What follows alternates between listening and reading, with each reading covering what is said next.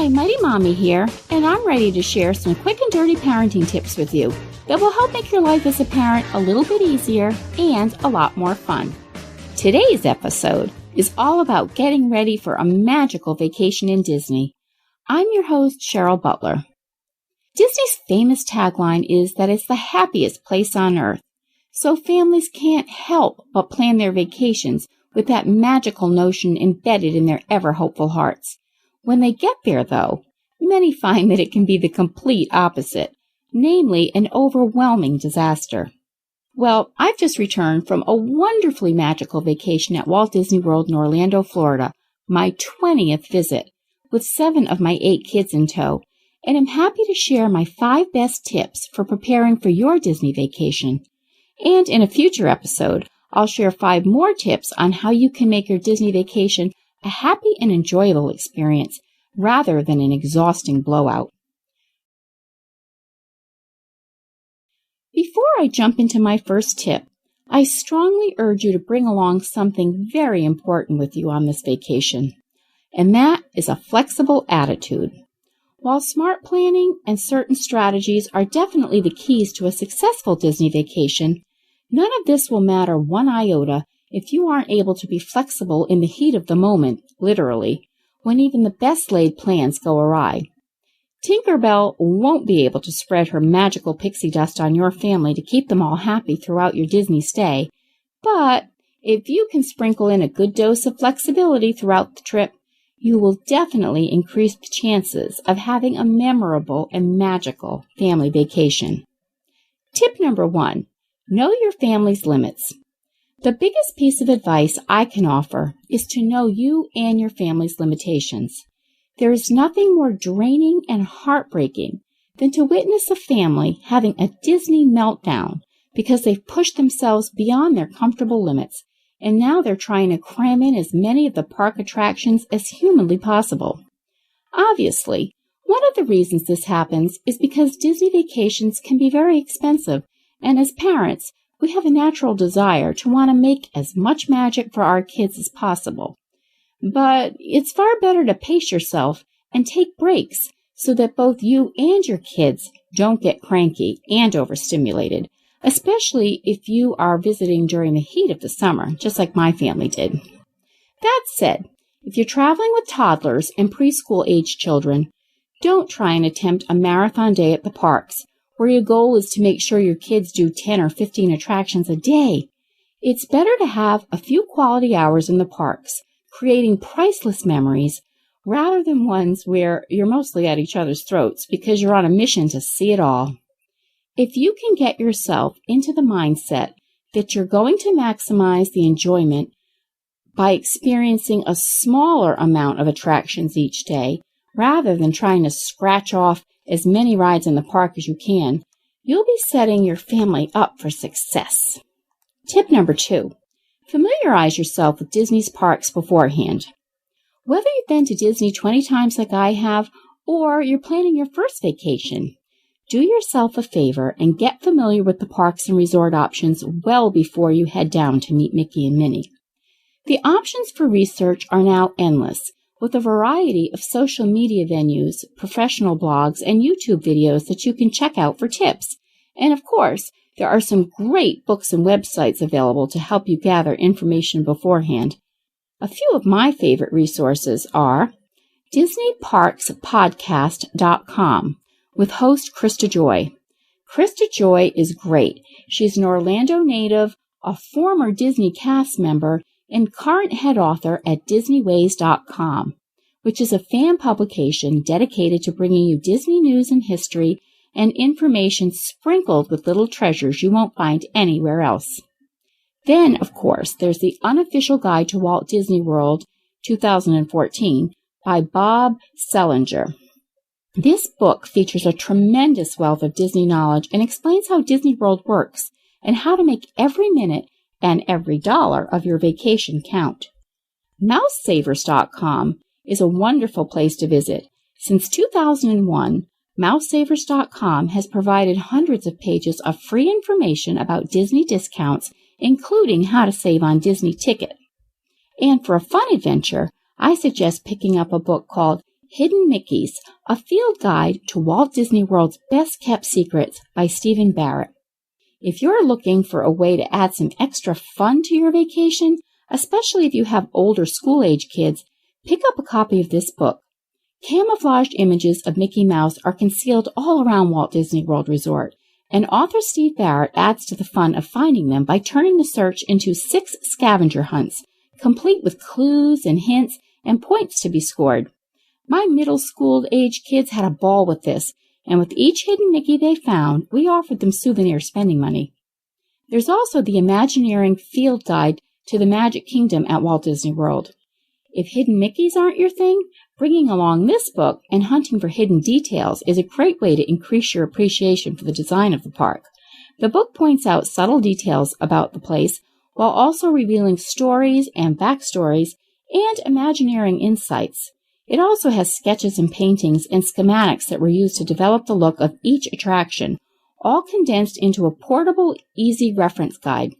And there are field guides for all 4 of the parks. Tip number 3, stay on Disney property.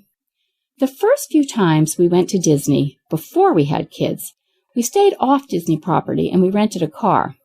Because we only had ourselves to worry about, the extra time we spent driving from Orlando's infamous International Drive, a large strip loaded with shopping, dining, entertainment, and hotels, allowed us in and out of the parks with a reasonable amount of time. But the first time we took small children, we soon realized that the small amount of money we were saving was absolutely not worth it. Because if we wanted to leave the park for some downtime, it was a logistical nightmare to drag the kids and their strollers back to the parking lot, load them up in the car, and then drive nearly 30 minutes back to our hotel on International Drive, only to have to load them back up later in the day if we wanted to return to the parks. Staying at a Disney hotel is essential in my mind, and I'd never plan a vacation to Disney with kids without taking advantage of one of their many resort packages at their hotels. For starters, many packages include Disney's Magical Express bus service, in which guests are picked up at the Orlando airport and taken right to their Disney hotel. Transportation from there on out is all included on property via their buses, their monorails or boats, so renting a car is not necessary. This means that when you and your kids start to get a little cranky in the mid-afternoon hours, you can hop on a bus at the park and head back to your Disney hotel for a few hours of nap or pool time and get refreshed for the evening ahead. And believe me, it's just as important for the adults on your vacation to take advantage of this downtime as it is for the kids. There's also many other perks that come from staying on property, including discounts and privileges that only Disney Resort Hotel guests receive. So look into all your on-property options before booking a hotel. Tip number 4, pack your family's favorite breakfast items. One of the best time and money savers that I've found has been to pack breakfast items such as cereal, granola bars, Pop-Tarts, and bagels in a separate suitcase so that we can eat in our room before heading to the parks each day. It's much less expensive to eat breakfast in your room, and eating before venturing out for the day will save your family a lot of time. Tip number 5, have a plan. You absolutely need a plan of what attractions you want to see and when. That's why it's important to follow my advice in tip number 2 and familiarize yourself with the parks before you arrive at your magical destination. Unless you have weeks of vacation time lined up at Disney World, winging it is really not a good strategy. A few weeks before your Disney vacation, make a list of, say, the top 5 to 8 attractions you'd like your family to experience. Vary this number, depending on the amount of time you're going to be on vacation. Our recent vacation gave us 6 full days in the parks. I know, we're gluttons for punishment. And since several new attractions, like the Snow White and the Seven Dwarfs Mine Train, had opened since our last visit a few years ago, we wanted to make sure we saw some of the new things we hadn't seen before. Now, my kids are older. They range in age from 8 to 21. So they definitely contributed input as to what the top 3 things were that they wanted to do at the parks each day, which really helped us put our schedule together. Once you have a game plan on what top attractions are important to your family, you can take advantage of Disney's Fast Pass to select times that will allow you to literally walk right onto these rides, Disney allows 3 Fast Pass selections per day. If you're staying at a Disney resort, you can even schedule your Fast Passes a month in advance sometimes, pretty much guaranteeing you will get your top choices. We've always had a similar plan for our Disney days, regardless of our kids' ages and stages. We arrive at the parks as early as possible and we spend a full morning exploring. Then we have lunch in one of the parks. We then return to the Disney Hotel for several hours in the afternoon to enjoy their spectacular pools or to simply lay low and rest in the comfort of our air-conditioned rooms. This ensures time for our entire family to refuel and get ready for a return to one of the parks, usually around 4:30 to 5 o'clock in the afternoon.